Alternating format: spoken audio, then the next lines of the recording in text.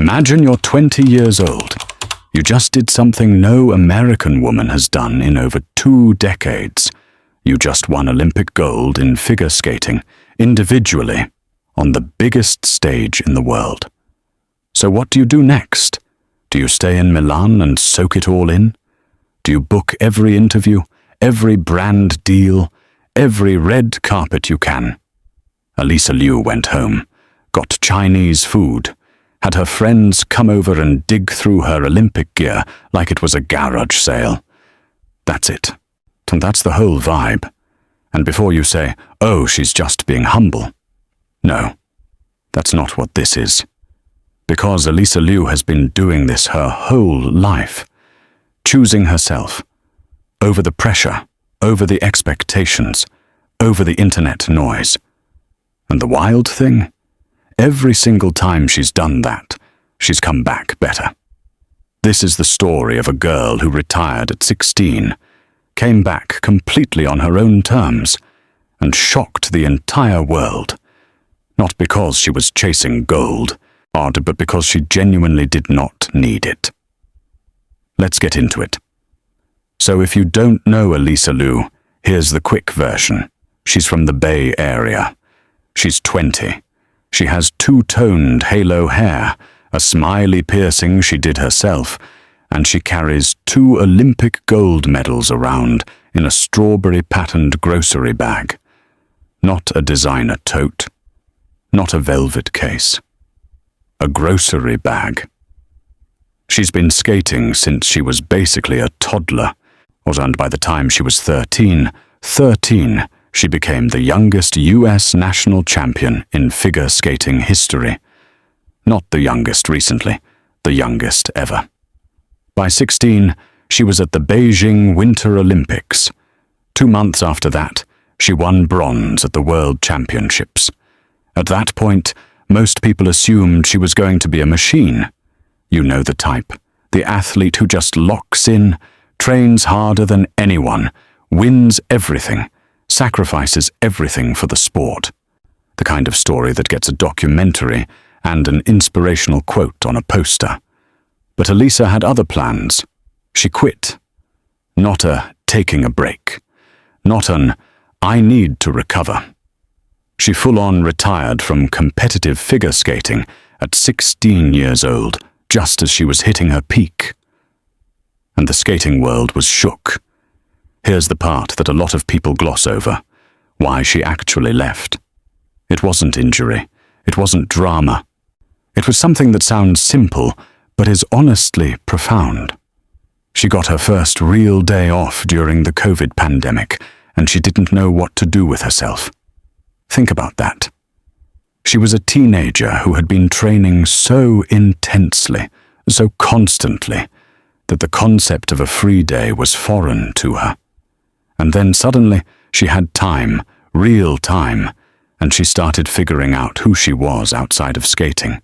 She got into gaming, anime, hiking, school, all the stuff regular teenagers do.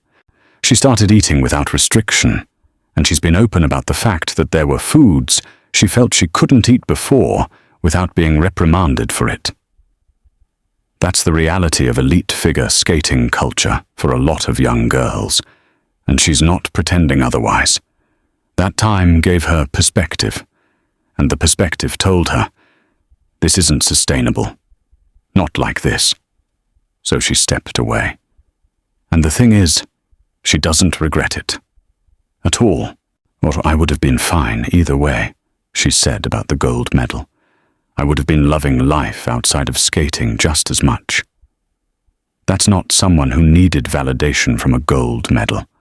That's someone who genuinely built a life she loved, and then chose to bring skating back into it.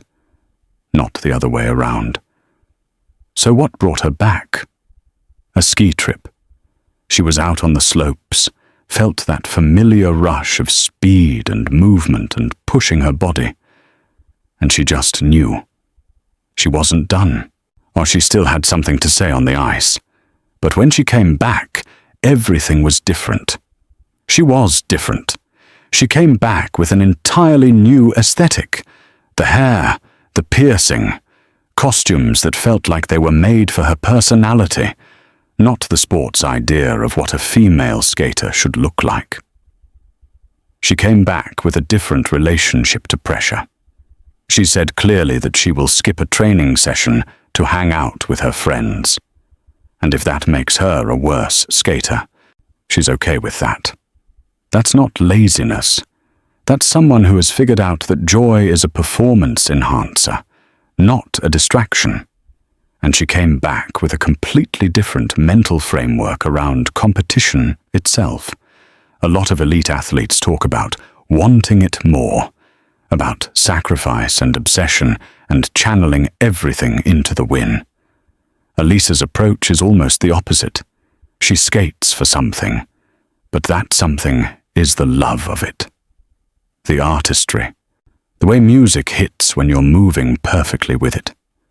The medals? They're just what happens when you're doing something you genuinely love at the highest level. Milan, 2026. The stage is set. Alysa Liu has been building toward this for 2 years since her comeback, and now she's here. And she delivers one of the most talked about figure skating performances in recent memory. For her free skate, the one that clinched the gold, she skated to Donna Summer's MacArthur Park Suite. Gold dress, or illusion mesh neckline, sequins catching the arena light like she was the whole show. And she was. The skating was technically brilliant, but what people couldn't stop talking about was the feeling of it. The joy coming off of her. The way she seemed to be skating for every single person in that building, and for nobody but herself at the same time. But if her free skate was the athletic statement, her gala performance was the emotional one. She skated to Stateside by Pink Pantheress, featuring Zara Larsson, and she wore a navy blue dress inspired by Puella Magi Madoka Magica, her favorite anime. The character Madoka is someone who gets offered everything she wants, but only if she accepts a life that's harder and more complicated than she imagined. Alysa chose that reference intentionally. She had to rise above, Alysa said. Simple. Perfect. But the lyrics of Stateside hit different in that context. Lines about the American dream, about who gets to be part of it. And Alysa, as the daughter of a Chinese immigrant and political activist, brought her whole history to that 2-minute routine.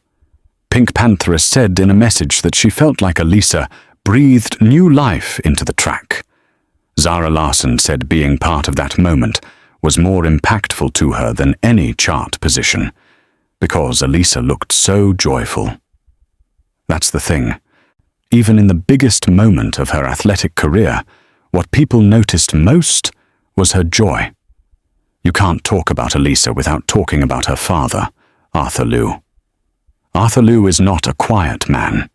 He's an activist who was involved in protests during the Tiananmen Square era in 1989 and fled China afterward. He is someone who has always spoken up, for himself, for others, for what he believes is right. And he raised his kids the same way. Alysa has said that she and her 4 younger siblings even talk back to their dad, and that he's proud of that, because he raised them to have a backbone, to be independent, to speak up. In a moment when athletes are constantly being asked about politics, about America, about what it means to represent the country in 2026, Alysa doesn't deflect. She doesn't give a press-trained non-answer. She talks about storytelling as a form of empathy. She talks about immigration. She's protested, while she's spoken out. My father has a backbone, she said, and so I have it too. That's not just a cute quote.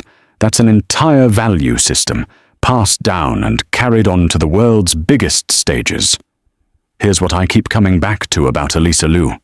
There are a lot of athletes who win and then talk about sacrifice, about what they gave up, about how every choice was in service of the medal.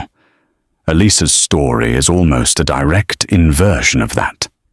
She chose her life first. She retired when skating stopped serving her. She came back when it felt right. She does things like skip training for her friends, curate her circle carefully, refuse to read comments, and carry gold medals in a grocery bag. And somehow, because of all of that, not despite it, she became the best female figure skater in America. She talks about something called the AMCDCA, a part of the brain associated with willpower. She says she loves doing hard things she doesn't want to do, because that's where she finds happiness. But notice, that's self-directed hard. That's challenge on her own terms, not punishment, not external pressure. There's a big difference between someone who pushes themselves because they love the challenge and someone who pushes themselves because they're afraid of what happens if they stop. Alysa is clearly the first kind. And honestly, that might be her greatest superpower. So here's where we land. Alysa Liu is 20 years old. She has 2 Olympic gold medals. She has a smiley piercing she did herself, a strawberry grocery bag, and a father who taught her that speaking up isn't just okay. It's the whole point. She retired at 16 because she chose herself. She came back at her own pace, on her own terms. She competed with joy instead of desperation, and she won. Not because the win was the goal, but because she was finally doing everything exactly the way she wanted to. If there's one thing to take from her story, and it's this: the people who seem the most free aren't the ones who have everything figured out. They're the ones who decided early that their life gets to be theirs. Alysa Liu figured that out at 16, and then she went and proved it to the entire world. If you liked this video, drop a comment. What part of her story hit hardest for you? And if you want more breakdowns like this, you know what to do. I'll see you in the next one.